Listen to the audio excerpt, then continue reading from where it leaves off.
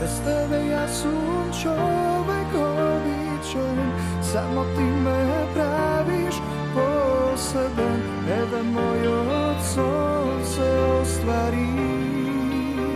Kraj mene vodelo si. Филип, добро дојде во ексклузив, како си?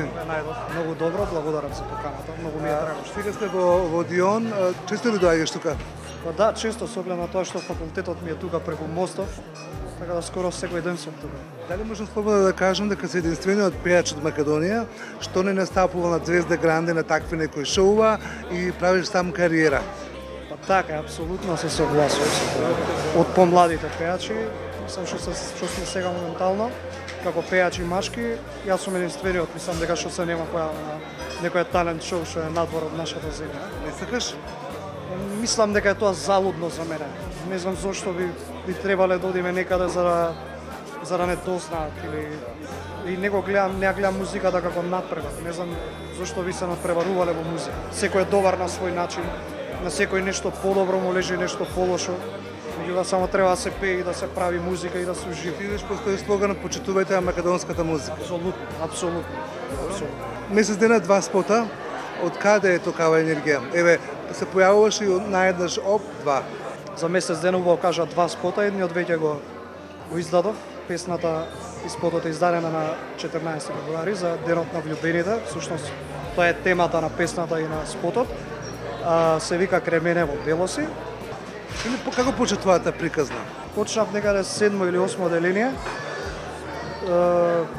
Првата гитара, почнав со свирење на гитара. Моите не беа во состојба да ми купат.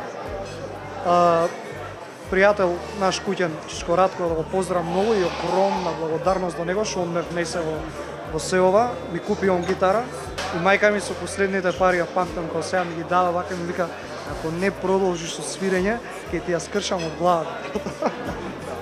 Браво.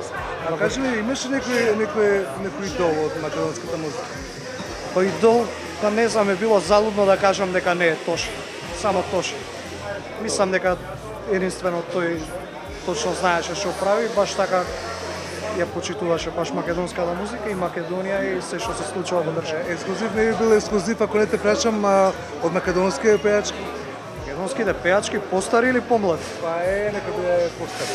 Постари. Маја Вукичевич. Добар избор. Зошто токму Маја?